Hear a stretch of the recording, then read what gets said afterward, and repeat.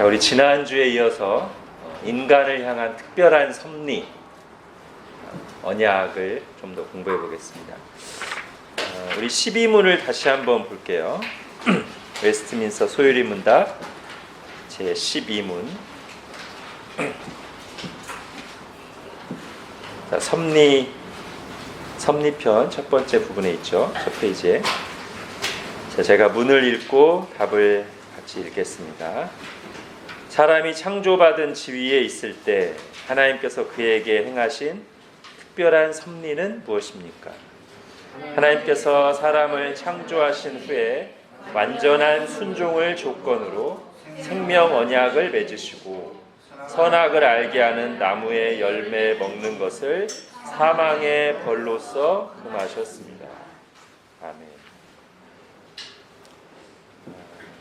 자, 우리의 요리문답이 우리가 흔히 선악과 계명으로 알고 있는 이 명령을 언약으로 규정하면서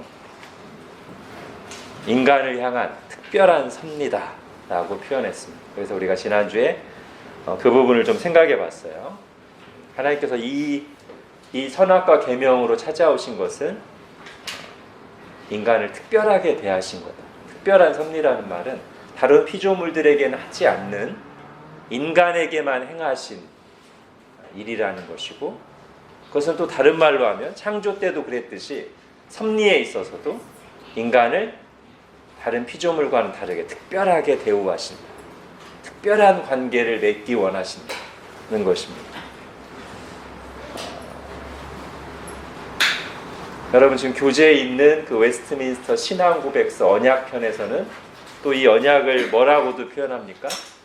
창조주 하나님과 우리 피조물 사이에 너무나 큰 간격이 있는데 그것을 연결해주는 하나님의 자기 낮추심의 행위가 언약을 맺는 것이다.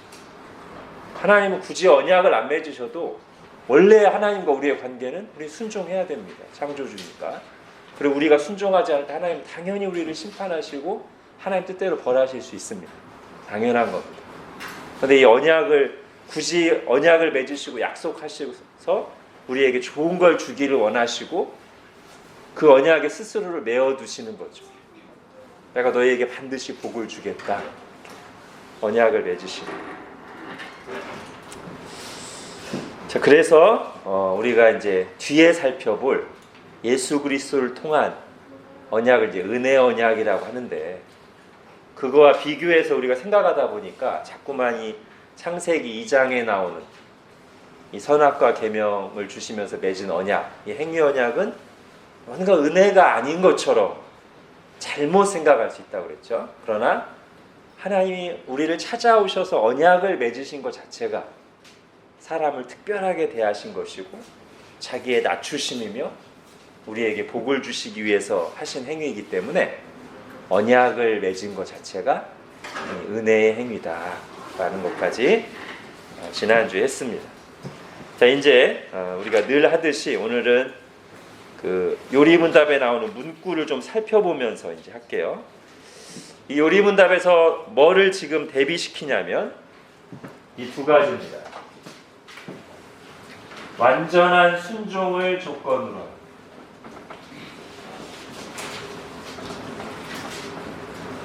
완전한 순종을 조건으로 해서 뭐를 주시는 거예요? 생명 언약, 생명, 영생을 주시는 것이 이 선악과 계명의 좋은 의미예요. 근데 우리가 이제 이 선악과 계명을 생각하면 늘 선악과 먹으면 죽어, 이것만 생각하기 쉽잖아요. 물론 그게 더 선명하게 드러납니다. 그러나 지금 우리 요리문답이 성경 전체를 잘 살피면서 우리에게 밝혀주고 있는 내용은 이 선악과 계명은 언약이기 때문에, 언약은 언약 당사자 간에 어떤 조건을 가지고 주고자 하는 약속이 있어요. 그 약속의 내용이 이거란 말이에요. 완전한 순종을 조건으로 해서, 이것을 조건으로 해서 인간에게 영생을 주고자 하는 게 이 선악과 계명, 이 행위 언약, 이 생명 언약의 내용이에요. 당연히 이거의 그 동전의 양면처럼 원래 언약이라는 것이 언약을 잘 지키면 복을 받고 언약을 지키지 않으면 벌을 받잖아요. 그죠? 언약이 파기되면서 깨지잖아요. 자, 요거랑 같이 따라오는 게 뭡니까? 선악을 알게 하는 나무의 열매를 먹는 것. 그러니까 줄여서 할게요. 선악과를 먹는 것. 라고 돼 있죠? 지금 우리 문구가 선악을 알게 하는 나무의 열매를 먹는 것. 요걸 금지하셨어요.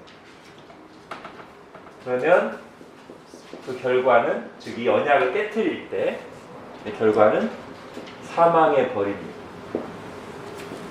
자, 여기서 지금 뭐가 대비되고 있냐면 요 두 가지가 대비되고 있다는 걸 지금 제가 말씀드리려는 거예요.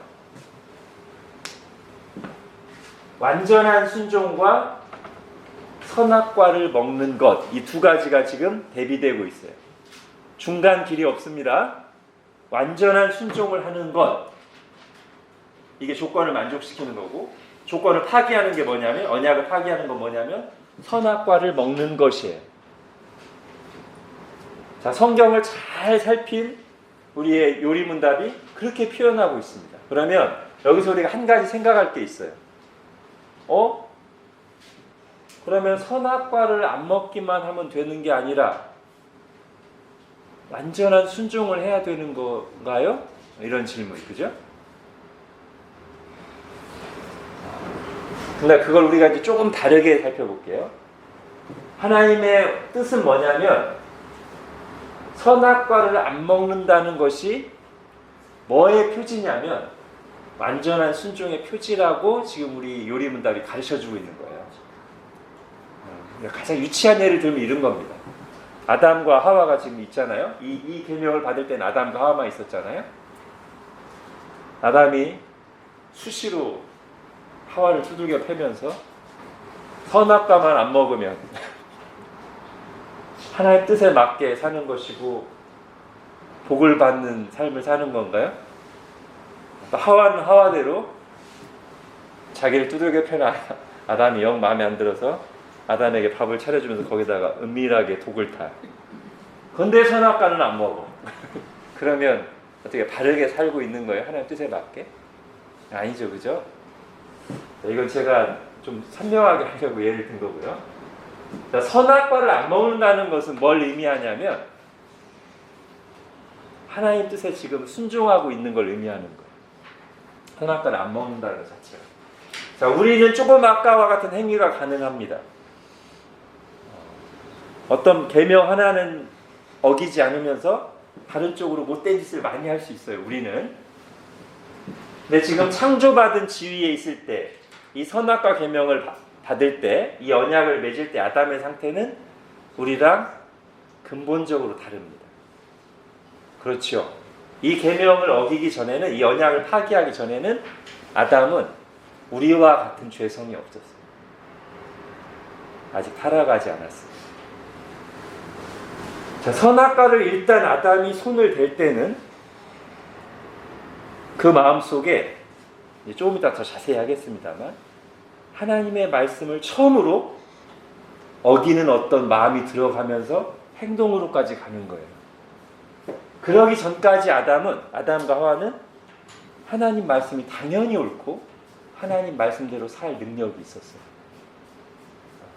그렇기 때문에 지금 우리 그런 모든 것을 다 미루어 살핀 우리 요리문답이 이렇게 대비하는 겁니다. 선악과만 안 먹으면 어떻게 살아도 돼가 아니고요. 이렇게 구분된다는 거예요. 완전한 순종을 하면 하나님 말씀대로 살든지, 아니면 이것이 어떤 방향으로 이게 어긋날 때 깨지는 모습으로 나타나냐면 하나님이 유일하게 금지하신 선악과를 먹을 때 이제 순종이 무너지는 것이다. 완전한 순종은 당연히 행위뿐만 아니라 마음도 있어야 완전한 순종이죠. 그렇죠? 조금 전에 제가 말씀드린 그 유치한 예처럼 하나님의 말씀을 대하는 건 누구 방식이냐면 바리새인들 방식이에요. 율법주의자들 방식. 살인하지 말라는 계명을 두들겨 패면서도 죽이지만 않으면 6계명 안 어긴 거죠. 간음에 대해서도 속으로 까듬탕한 생각을 하고 막 하면서 실제적으로 혼외 정사만 하지 않으면 간음하지 않은 걸로. 또 어떤 질문도 했습니까? 주님 앞에 나와서 주님 이혼해도 되지요?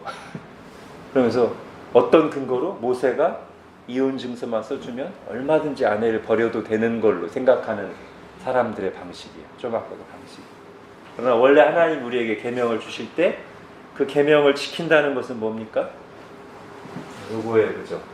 그 계명을 주신 하나님의 뜻을 잘 이해해서 내 마음으로와 행동으로까지 지키는 것이 완전한 순종이죠. 그게 십계명을 주실 때도 주님의 의도예요. 그러나 이스라엘이 십계명을 받을 때는 그렇게 할 수가 없어요. 능력이, 인간이. 그러나 아담과 하와가 선악과 계명을 받을 때는 이스라엘이 십계명을 받을 때와 상태가 같아요? 틀려요? 완전히 달라요. 할 수 있어요. 그리고 그것을 선악과를 안 먹을 동안에는 그렇게 온전한 순종을 하면서 살아가는 모습이었을 것이라고 우리가 생각하는 거예요.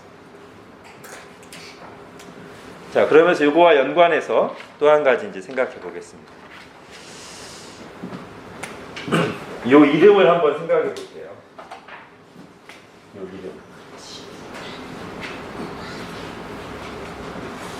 자, 선악을 알게 하는 나무를 만드신 분이 누구죠? 하나님. 자, 선악을 알게 하는 나무라고 이름 붙이신 분은 또 누굽니까? 하나님이에요. 그죠? 여러분 창세기 2장에 보면 이제 하나님 아주 특별한 그 형상으로 창조된 인간이 처음부터 일을 하는 존재예요. 그렇죠? 인간은 모든 피조물을 관리하고 다스리는 위치예요. 그게 하나님의 형상의 아주 중요한 의미라고 제가 말씀드렸어요.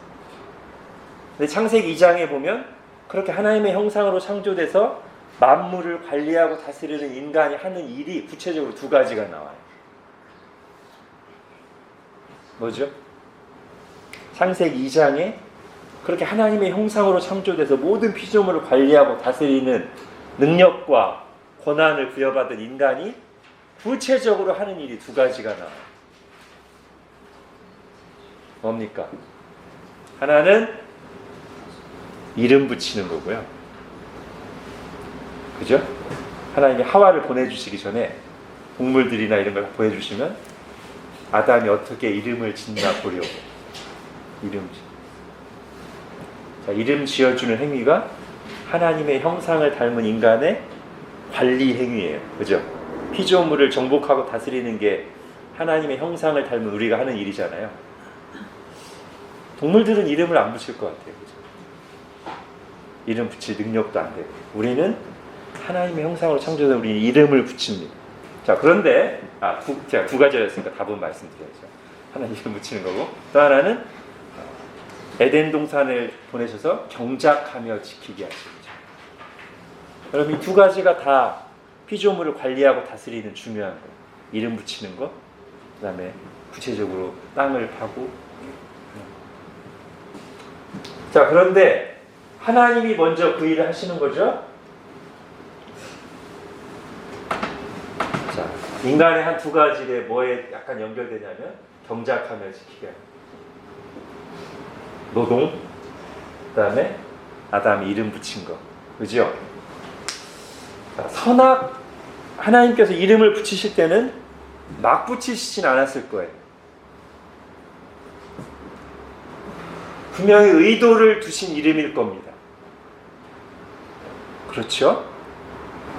자, 하나님께서 인간과 언약을 맺으시면서 특별히 어떤 한 나무를 지정하시고 먹지 말라고 하시면서 그 나무에 이름도 분명히 구체적으로 붙여주셨어요. 다른 나무들은 아마 아담 이후에 붙였을 것 같아요. 그렇죠? 그러나 이 에덴 동산에 있는 나무 두 그루만은 하나님이 아담 이름이 짓기 전에 하나님이 이름을 정해 주셨어요. 생명나무와 선악을 알게 하는 나무. 그렇죠. 그러면 의미가 있으니까 그렇게 하셨겠죠. 생명나무에서 이게 나온 겁니다. 하나님이 생명나무라고 이름을 지어주셨다는 것은 그 나무가 분명히 생명을 주는 역할을 하기 때문입니다. 자, 선악을 알게 하는 나무라고 이름을 붙여주셨다는 것은 그 나무가 선악을 알게 하는 거와 분명히 관련이 있기 때문에 실제로 주셨을 거예요.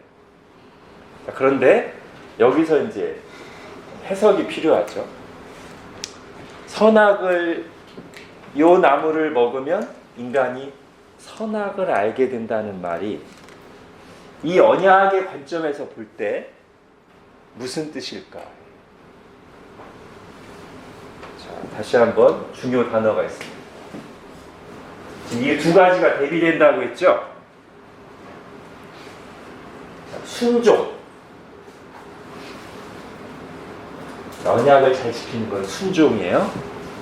그럼 선악과를 먹는 것은 어떤 행위입니까? 불순종이죠. 선악과를 먹는다는 것은 불순종이에요. 그 행위 자체가. 그런데 여기서 우리가 좀 더 이제 생각해 보는 거예요.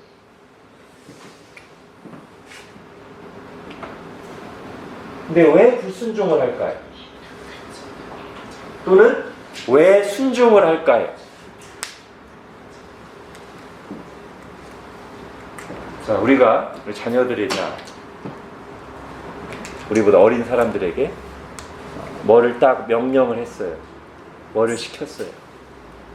그러면 우리 자녀들이 기꺼이 순종할 때는 그게 자기 생각에도 맞다고 생각됩니다. 부모의 권위를 인정하거나 아니면 맞다고 생각할 때 보통 이 두 가지 같이 가겠죠. 부모를 신뢰한다면 부모의 권위를 인정하니까 순종하면서 부모가 하는 말이 맞으니까 나 잘 되라고 하는 거니까 순종할 거예요. 그런데 매일 순종하다가 딱 불순종을 하는 건 언제 불순종하는 거예요? 좀 아닌 것 같은데? 이렇게 됐죠. 그죠? 지금까지는 맞다고 생각하니까 순종했어요. 근데 어떤 명령에 대해서는 저거 아닌 것 같은데? 틀리다는 판단이 들어가는 거예요. 부모의 말보다 내 생각이, 내 판단이 옳다고 생각되면 순종의 자리에서 불순종의 자리로 가는 거죠. 그때 먹는 나무가 선악을 알게 하는 나무예요. 즉 순종하는 동안에는, 하나님께 순종하는 동안에는 선악의 기준이 하나님이에요. 그러나 순종의 자리에서 떠날 때는 인간에게 어떤 궁극적인 변화가 일어나는 겁니까? 이제는 기준은 내가 정하는 거예요. 하나님의 일방적인 계시가 아니라 내가 판단하겠다는 거예요. 선악을. 거기에 불순종의 그거와 연결돼요. 자, 그래서 선악과를 먹는 거. 그러니까 선악과를 먹는 것 자체가 불순종이면서 선악과를 먹어서 인간이 타락할 때 일어나는 변화도 뭐냐면 자기가 기준이 돼서 더 이상 이제 하나님의 다스림을 받지 않는 거예요. 하나님께 순종하지 않고 자기 기준을 가지고 행하는 거예요. 그래서요, 이제 여기서 우리가 생각하는 게 있습니다. 요 두 가지가요, 즉 완전한 순종, 하나님 뜻에 순종하는 것, 아니면 하나님 뜻에 불순종해서 자기 판단이 들어가는 것, 이게 두 가지 길이에요. 인생 앞에 놓인, 처음 창조 때부터 인생 앞에 놓인 두 가지 길이에요. 하나님 기준을 신뢰하면서 하나님 말씀에 순종해서 사는 하나의 길이 있고, 또 하나의 길이 내 기준, 우리가 합의한 기준을 가지고 하나의 말씀은 됐고, 내 기준, 우리가 합의한 기준을 가지고 살아가는 길, 이게 처음 창조 때부터 인간을 찾아오셔서 언약을 맺으실 때부터 인간 앞에 제시된 두 가지 길이에요. 자, 이걸 조금 이따 이제 딴 거랑 연결시켜서 한번 생각해 보겠습니다. 근데 아담과 하와가 한동안 이 길로 가다가 마귀의 유혹을 받고 이 길로 가죠. 근데 마귀가 와서 하는 굉장히 유치한 거짓말이 있습니다. 근데 그게 지금 우리도 선악과를 생각할 때 가지기 쉬운 생각인데요. 사단이 선악과를 가지고 인간을 유혹하면서 뭐라고 합니까? 왜 하나님이 이거는 먹지 못하겠다니? 이거 먹으면 네가 하나님처럼 될까 봐. 네가 지금까지 경험하지 못한 비밀을 알게 될 거야. 하나님이 뭔가 캥기는 게 있으니까, 뭔가 감추고 싶은 게 있으니까 이거 못 먹게 한 거야. 이런 식이에요. 근데 이거 괜히 지웠네. 이거 만든 분이 누구예요? 사실 이것만 생각해도 우리가 사단의 그 거짓말은 단숨에 물리칠 수 있습니다. 사람이 뭔가 이거 먹으면 하나님처럼 될까봐 못 먹게 하셨대. 그거 만드신 분이 하나님이신데 말이 돼요? 그죠? 근데 저기 넘어갔어. 일단 한번 유혹과 교만이 찾아오면 가장 기본적인 사리 분별이 안 되는 거죠. 넘어갔어요. 자, 여러분, 일반적으로 세상에서 지혜를 뭐라고 말합니까? 선악을 분별하는 것. 그렇죠. 맞는 말이에요. 선악을 분별하는 게 우리가 기본적으로 말하는 지혜예요. 자, 그런데 여기서 우리가 생각해 볼 게 있습니다. 성경은 이게 틀렸다고 말하는 게 아니고요. 지혜의 근본을 뭐라고 말합니까? 성경이 말하는 지혜의 근본, 핵심 뭐라고 합니까? 잠언에서 하나님을 경외하는 것이라고 말해요.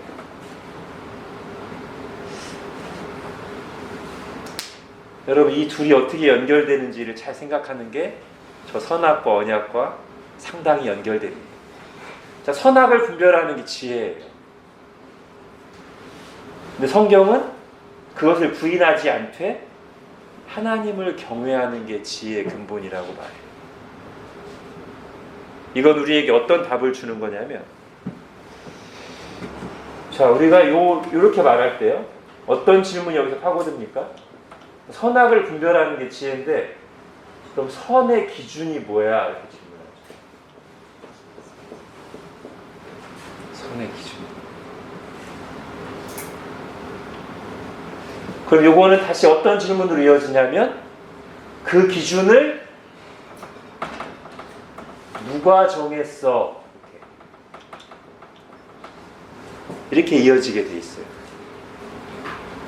자, 오늘날은 이런 논의를 할 때 더 아마 와닿을 수 있습니다. 어떤 이슈를 가지고 의견이 갈려요. 예를 들면 동성애 이슈를 가지고 지금 의견이 갈리고 있어요. 이 시대에 몇십 년 전부터. 그러면서 지금 동성애가 잘못됐다고 말하는 사람들에 대해서 이 세상 사람들이 하는 질문은 이거예요. 결국 동성애가 잘못됐다고 처음부터 누가 정했어? 우리 다양성을 인정해야지. 누가 정했어? 세상 사람들이 그렇게 물어봐요. 누가 정했어? 그리고 세상 사람들이 그 질문에 답을 하려다 보니까 답이 있어요? 없어요? 없어요. 세상 사람들은. 누가 정했어라고 일단 이 질문을 지금까지 안 했어요. 왜냐하면 뭐가 우리 속에서 말하고 있었냐면 양심이 말하고 있었어요. 우리의 기본 본성이, 하나님으로부터 온 기본 본성이 누가 설명해 주지 않아도 동성애는 그건 아니지 가 있었어요. 그런데 이제 우리가 뭘 알아야 되냐면 우리의 양심은 얼마든지 왜곡될 수 있습니다. 특히 아담이 저 언약을 파기하고 선악과를 먹은 이후에는 우리는 양심을 속일 수도 있고 양심의 기준이 바뀔 수도 있어요. 물론 아주 깊은 곳에서 하나님이 심어준 양심이 있기 때문에 스스로 속이거나 뭔가 양심에 안 맞는 것을 옳다고 막 주장하러 가면서도 약간의 불편함이 있을 수 있지만 얼마든지 양심이 왜곡되거나 속일 수 있어요. 그런 일이 일어났어요. 일단 한번 일어나니까 지금까지 던지지 않았던 질문을 아주 큰 소리로 던지기 시작했어요. 누가 정했어? 그리고 세상은 거기에 대한 답이 없어요. 답이 없는 데다가 지금 이 세상은 어떤 세상이에요? 포스트 모더니즘 세상이에요. 포스트 모더니즘의 특징이 뭔데요? 기준을 없애는 게 보통은. 지금까지 모든 권위와 기준으로부터 다 자유로워져요. 그러니까 세상이 이 질문에 대해서 이제 그렇구나. 왜 우리가 지금까지 저 질문을 안 던졌었지?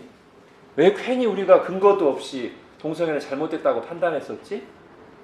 인정해 줍시다로 너무 쉽게 넘어가요. 세상. 자, 그래서요. 선악을 분별하는 질문을 이렇게 가게 돼 있어요. 선악 기준이 뭐야? 그럼 그 기준은 누가 정했어? 요거에 이때 하나님을 경외하는 사람들은 하나님이 선악의 기준이시지. 여기로 오게 돼 있어요. 그러므로 결국 이게 지혜의 근본이에요. 오늘날 그러니까 믿는 사람들도 교회 다니는 사람들도 이 질문을 똑같이 받고서는 그러게 말이야 라고 하면 하나님을 경외하지 않는 것이죠. 하나님의 말씀을 보다는 지금 이 시대가 막 주장하고 있는 잘못된 인권의식에 세뇌돼서 그리고 본인 본성도 거기에 휩쓸리기가 참 쉬워요. 거기서 이게 나타나는 거. 하나님을 경외하는 거. 그래서 성경은 지혜의 근본이 선악을 분별하는 거라고 말하기보다 하나님을 경외하는 것이. 그럼 이게 뭘로 가요? 여기로 가요. 선악과를 왜 안 먹어야 되는가? 내 스스로 판단해서 선악과 먹으면 이렇게 되고 이거보다도 하나님이 금지하셨어요. 이거예요. 물론 여기에는 하나님이 금지하셨으니까 무조건 이거라기보다는 그 태도도 틀린 건 아닙니다만 하나님이 금지하셨을 때는 그게 정말 선하기 때문에 그게 정말 하나님께도 영광이고 우리에게도 좋은 것이기 때문에 금지하셨음을 나는 믿어. 이렇게 가는 게 진정한 의미의 경외겠죠. 그죠? 선악과를 먹었다는 것은 이 부분이 깨진 거예요. 그래서 더 이상 하나님을 경외하는 지혜가 아닌 자기 스스로 선악을 분별하는 지혜를 택한 거예요.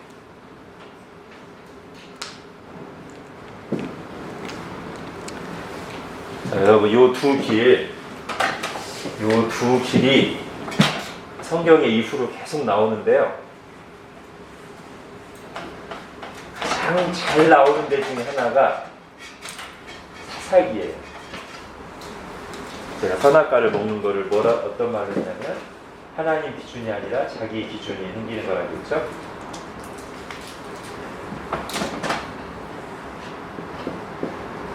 자, 사사기의 주제 구절이 뭡니까?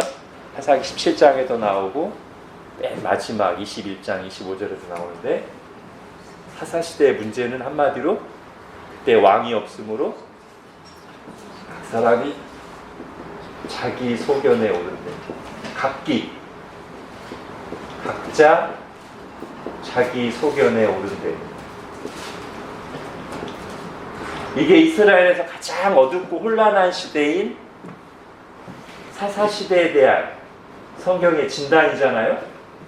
그럼 요 앞에 어떤 말이 생략되어 있다고 보는 게 우리가 가장 적절합니까? 자기 소견에 오른 대로는 뭐를 거슬러서 하나님 말씀에 순종하지 않고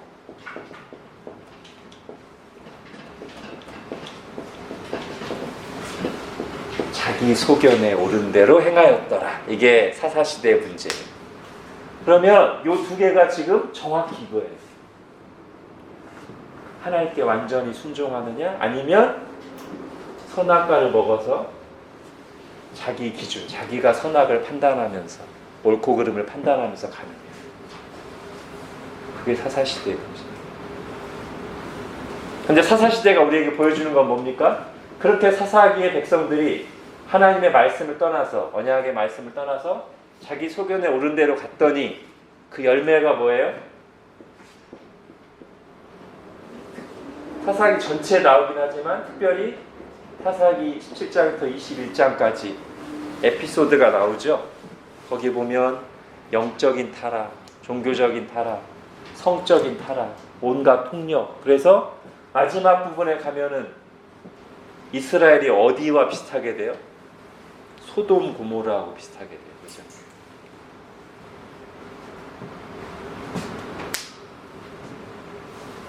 자기 하나님의 말씀을 떠나서 자기 기준, 자기 소견에 오른 대로 가는 것이 좋아 보이지만 결국은 스스로를 고통스럽게 하는 길이다. 그래서 자기 소견에 오른 대로 가는 길이 뭐예요? 어리석음. 자, 잠언은 어리석은 것과 악한 것을 거의 같은 의미로 사용합니다. 왜냐하면 어리석은 거의 반대가 지혜잖아요. 지혜가 뭐예요? 하나님을 경외하는 거라고 했잖아요. 성경에서는. 그러니까 하나님을 경외하는 거의 반대는 악한 거죠. 그러니까 성경에서는 악한 거 어리석은 게 거의 같은 거예요. 그리고 여기서 우리가 메시지를 들어야 돼요. 어떤 메시지요? 하나님의 뜻을 거슬러 가는 것은 정말 나한테도 안 좋은 길이다. 하나님의 말씀대로 사는 게 어렵게 그냥 힘든 길을 가는 게 아니라, 힘들긴 힘들지만 그 길이 결국 나한테 좋은 길이기 때문에 지혜로워.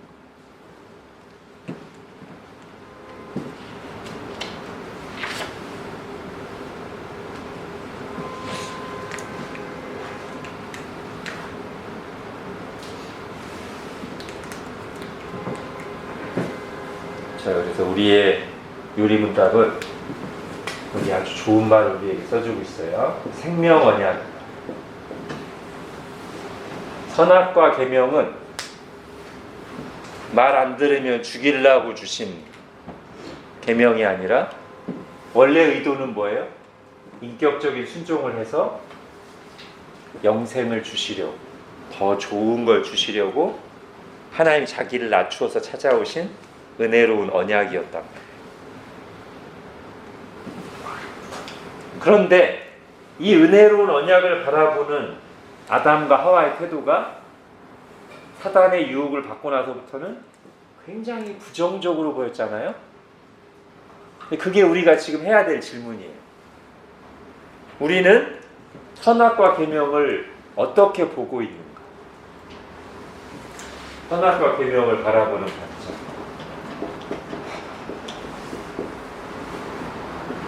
여러분, 선악과 계명을 어떻게 보십니까? 지난주부터 이번 주까지 듣고 나서도 그래도 선악과 계명은 부정적이야.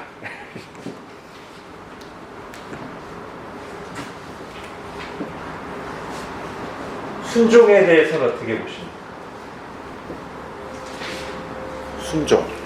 순종에 대해서 우리 마음속에 있는 감정 어떻습니까? 순종. 하기 싫지만 해야지.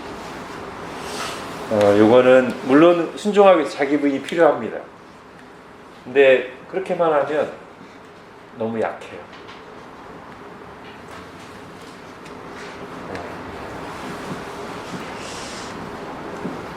여러분, 이 부분에서 우리의 첫사람 아담과 하와는 실패했지만 이 선악과 계명을 대하는 태도를 보여주는 최고의 모범 중에 하나가 있습니다. 제가 볼 때. 물론 당연히 예수님이지만 예수님 전에 요셉.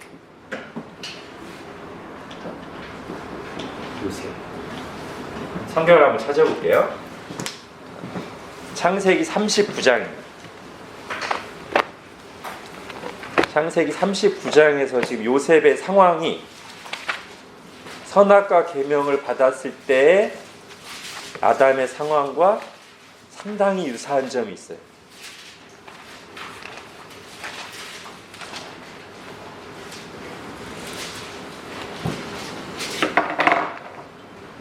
자, 7절부터 보십시오.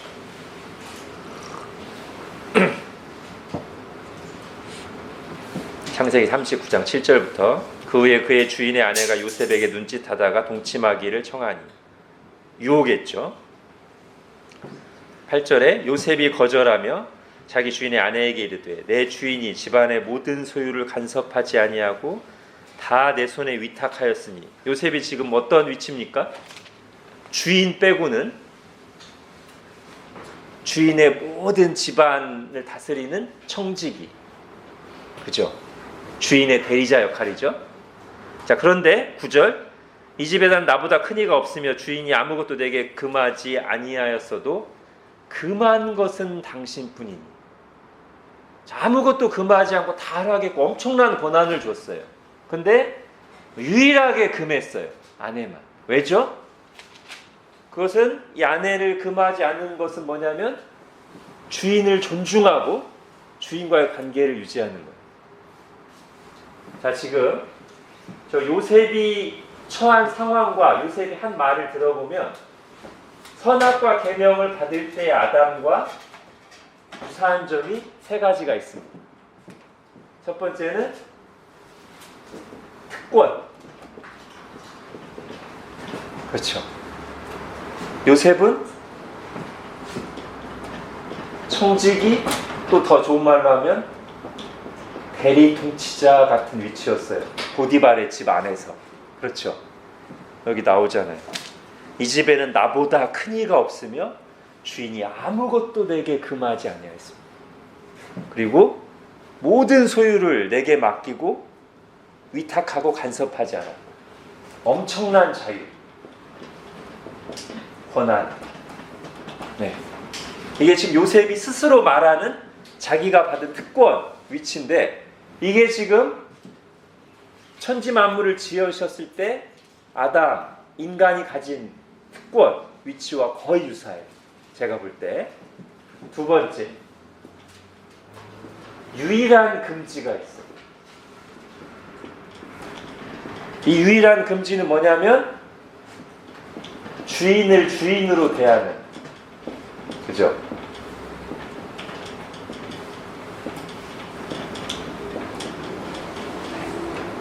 주인을 주인으로 대하는, 주인과의 바른 관계를 유지하는 가장 핵심적인 거예요. 선악과 계명이 그런 의미가 있다는 거예요. 선악과를 하나님이 다 허락하시면서 선악과만 금지하신 이유는, 야, 네가 다 네 뜻대로 하시는데 그래도 나한테는 순종해야지. 너하고 나의 관계는 창조주와 피조물 관계지. 내가 네 주인이지.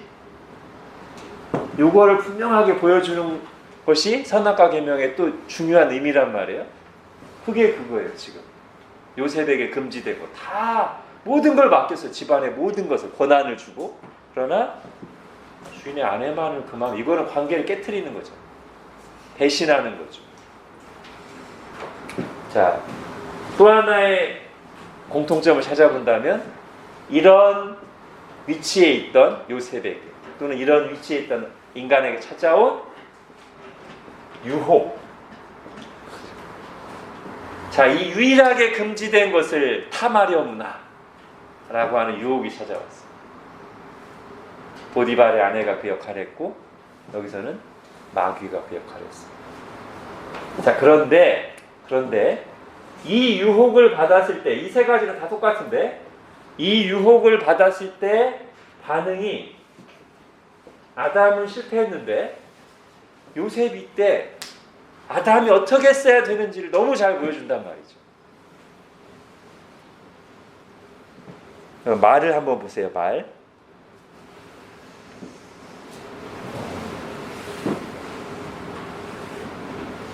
마귀가 하와를 찾아와서 어떤 말로 먼저 유혹을 시작하죠? 하나님이 정말 동산 모든 나무 열매를 먹지 말라 하시든, 즉 금지를 엄청나게 많이 금지한 것처럼 하나님을 인색한 하나님, 뭐 준 것도 없이 금지하기만 한 것 같은. 그랬더니 거기에 하와가 넘어가서 하와가 뭐라고 말해? 하나님께서는 동산 모든 나무의 실과를 마음대로 먹으라고 하고 유일하게 이거 하나 금지했는데 하와는 답변에서부터 어떻게 나오냐면 뭐 먹을 수는 있는데 많이 주신 것도 아니야. 그냥 먹을 수 있는데 금지에 대해서는 먹지도 말고 만지지도 말래. 이렇게 말한단 말이야. 그런데 지금 요셉을 보십시오. 요셉은 유혹을 받았을 때 8절 9절을 보세요. 내 주인이 집안의 모든 소유를 간섭하지 아니하고 다 내 손에 위탁하였으니 9절에 주인이 아무것도 내게 금지하지 아니하였어도 예. 이 요셉의 태도가 사실은 아담과 하와가 보였어야 될 태도예요. 아니 너 왜 나한테 선악과 먹으라 그래? 하나님이 모든 걸 내게 주셨단 말이야. 선악과 말고는 모든 걸 내게 누리라고 하셨단 말이야. 나 선악과 필요 없어. 하나님 이미 내게 주신 것만으로도 넘쳐. 선악과 말고는 아무것도 금지하지 않으셨어. 이렇게 요셉처럼 말했다면 얼마나 좋을까요? 즉, 이 차이가 뭡니까? 지금 요셉은 자기 위치를 잘 알고 자기가 주인으로부터 받은 것에 대한 감사가 있어요. 내가 얼마나 많이 받았는가. 근데 하와는 뭐 거의 받은 게 없는 것처럼 불만이 있어요. 그죠? 자, 그 결과로 하와는 그렇게 불만이 있고 감사가 없으면 유혹에 약해요. 그래서 선을 넘습니다. 하와는, 아담은. 근데 요셉은 분명하게 자기 위치를 인지하고 자기가 얼마나 큰 은혜를 받았는지 감사했기 때문에 유일하게 금지한 것을 탐하라는 유혹이 왔을 때, 자, 9절 뒷부분 보십시오. 그런즉 내가 어찌 이 큰 악을 행하여 하나님께 죄를 지으리까. 내가 이렇게 큰 은혜를 받았는데 어찌 내 주인과의 관계를 깨트리는 이 유일한 것을 탐함으로써 주인을 배신하고 큰 죄를 지을 수 있겠습니까? 우리 아담과 하와가 이랬다면 얼마나 좋았을까요? 그죠? 거절했다. 네, 하나만 더 하고 정리하겠습니다. 자, 그런데 이때 요셉이 이런 말을 하는 뉘앙스를 딱 들어볼 때, 자, 어떤 마음으로 거절했을까? 유혹에. 또는 어떤 마음으로 주인의 뜻에 순종했을까? 자, 우리가 순종하는 5가지 동기들을 한번 살펴보겠습니다. 순종의 동기.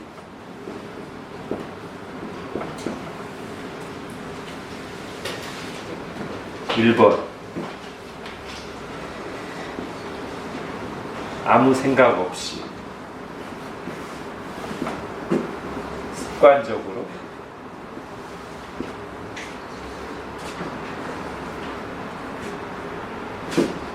2번 사람들 눈치 사람들이 나를 어떻게 평가할까. 자, 우리가 죄를 안 짓는 이유가 지금까지 안 해왔던 일이니까 반성적으로 그냥 옳고 그름에 대한 특별한 의식 없이, 그렇죠? 그런 의미입니다. 지금 이 말이 옳고 그름에 대한 특별한 의식 없이 그냥 선악 판단을 거의 의식하지 않으면서 그냥 나는 원래 그거 안 했는데 그게 더 편한데. 자, 두 번째는 이게 사실은 굉장히 강력한 동기입니다. 우리가 죄를 안 짓거나 선을 행하는 굉장히 강력한 동기입니다. 교회 안에서든 세상에서든. 사람들 눈치. 내가 그걸 했을 때 사람들이 나를 어떻게 볼까? 자, 세 번째,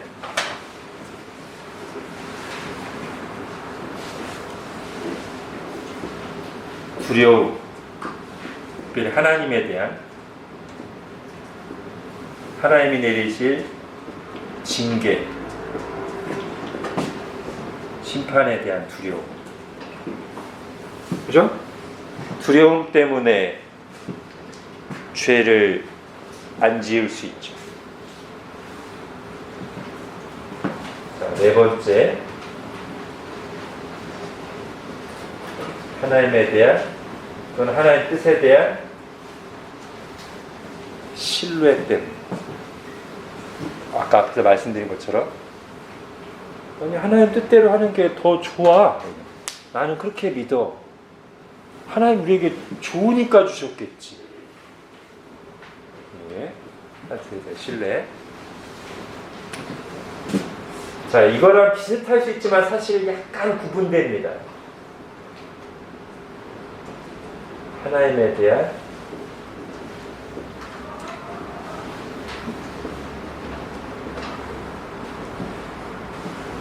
여러분 4번하고 5번이요 같이 가는 경우가 많이 있지만 꼭 아닐 수도 있어요. 저 인도에 간디가 있었잖아요. 간디가 정말 그 삶으로 보면 대단한 사람이에요. 그래서 많은 사람들이 존경했습니다. 간디를. 뭐 지금도 간디 존경하는 사람 많고 그 시대 간디가 살아있을 때. 근데 그 간디가 살던 나라는 영국에서 막 이제 해방되는 시기면서 정치적으로 굉장히 복잡했어요. 그거를 통합시키기가 굉장히 어려웠습니다. 또 힌두교와 이슬람도 갈등하고요. 근데 그 간디와 함께 그 영국으로부터 해방을 주도했던 이름이 지금 정확히 생각 안 나요. 수상이 있어요. 인도 수상. 근데 그 사람 책을 보면 이런 얘기가 나와요. 간디가 가끔 이제 보통 사람들과 다른 견해를 가지고 있었어요. 예를 들면 계속 평생 동안 그 옷 한 벌 가지고 물레를 돌리고 그랬잖아요. 그 사진 많이 보셨죠, 그죠? 하얀 옷 입고 이렇게 물레 돌리고 있는 거. 보통 사람하고 굉장히 달라요. 그래서 그 정치 지도자가 볼 때 간디가 하는 어떤 주장이나 사상, 의견은 안 맞아요, 자기하고. 이해가 안 돼요. 심지어 저건 아니라고 생각돼요. 그런데도 간디를 너무 존경하니까 간디를 따라갔어요. 자, 우리도 그럴 수 있습니다. 우리도 어떤 사람한테 너무 큰 은혜를 입거나 그러면 웬만해서는 그냥 감사해서 존경해서 따라주는 거예요. 옳고 그름의 판단을 잠깐 뒤로 요거는 같이 가는 게 제일 좋지만 따로 약간 구별돼요. 자, 이 5가지 이유 중에서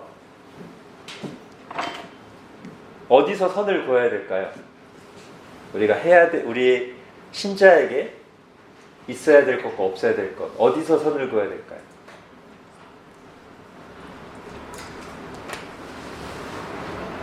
여기입니다. 자, 요것에 대한 판단이 약간 다를 수 있는데요. 분명히 저것도 올바른 동기입니다. 물론 이건 많이 쓰면 안 돼요. 그러나 이건 꼭 있어야 돼요. 여러분, 아까 하나님을 경외한다고 했는데 경외를 표현하는 기본적인 단어가 두려워하는 거예요. 하나님을 두려워해요. 그 예수님께서도 우리의 몸만 죽이는 사람을 두려워하지 말고 우리의 몸과 영혼을 능히 지옥에 던지신 이를 두려워하라고 했죠. 그죠? 하나님을 두려워하는 게 옳은 거예요. 두려워하지 않는 게 오히려 비정상적인 거죠. 다만 두려움 때문에만 하나님께 순종한다면 하나님이 마음이 아프시겠죠. 우리 자녀가 엄마 아빠한테 혼날까봐만 말 들으면 우리가 속상하잖아요. 정말 부모를 신뢰하고 존경하고 감사하고 사랑해서. 그래서 이 세 가지가 같이 있어야 돼요. 우리의 순종의 동기. 그리고 이 두 가지는 없어져야 돼요.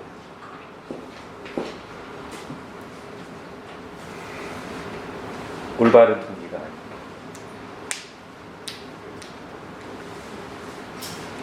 요셉이 그의 말의 뉘앙스를 볼 때 이런 이유 때문에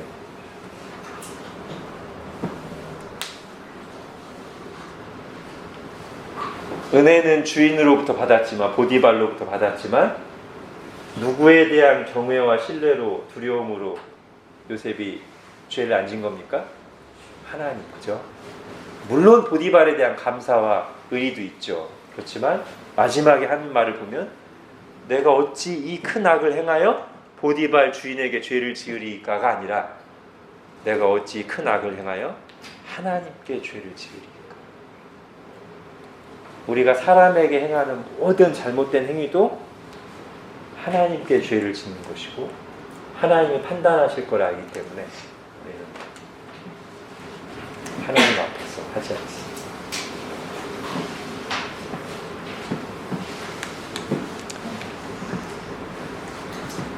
자, 그래서요, 이 선악과에 대한 자세는 결국은 오늘날 우리에게는 하나님 말씀에 대한 자세, 그 말씀을 내가 어떻게 바라보고 있는지,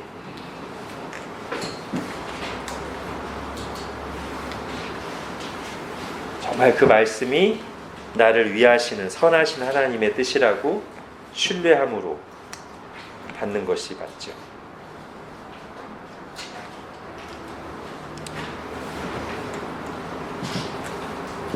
자, 우리는 아담과 다른 위치에 있습니다. 하나는 아담보다 굉장히 불리한 위치가 있고요.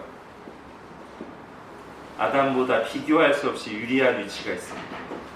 아담보다 우리가 불리한 게 뭐죠? 아담이 이 선악과 계명을 받았을 때, 저 지켜야 될 말씀을 받았을 때보다 우리가 훨씬 불리한 게 있습니다.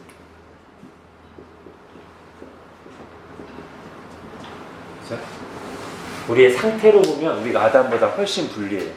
하나님 말씀을 행할 능력에 있어서 아담은 하나님 말씀대로 살 능력이 있었습니다. 타락하지 않았기 때문에 우리는 하나님 말씀대로 살 능력이 없습니다. 훨씬 불리합니다. 그럼에도 불구하고 그것을 능히 상쇄하고도 남을 만큼 압도적으로 우리가 유리한 이유가 있습니다. 뭐죠?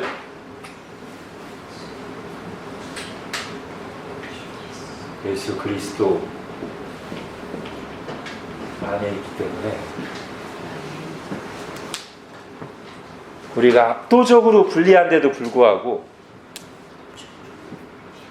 우리가 훨씬 비교할 수 없이 아담보다 낫습니다. 우리의 모든 실패와 연약함에도 불구하고 우리는 아담과 같은 운명의 최후자, 최후 승리가 보장되어 있습니다.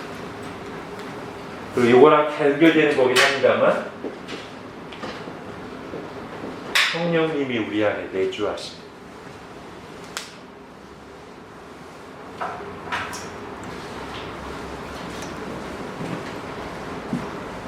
그리고 저 사랑에서 끊을 수 없습니다.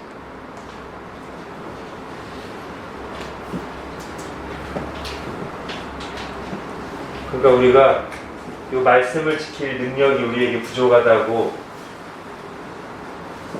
불평하거나 그럴 위치가 아니라고 지금 말씀드리는 거예요. 하나님, 우리 아담보다 훨씬 불리하잖아요. 왜 이렇게 어려운 말씀 지키라고 하세요? 이렇게 말할 위치가 아니라고요. 우리가 이렇기 때문에 성령이 계십니다. 우리 속에.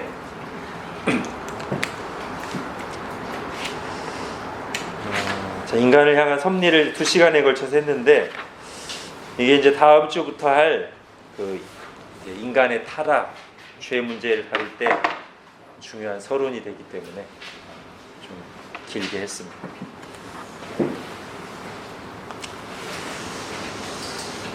네, 여기까지 하고 마치겠습니다.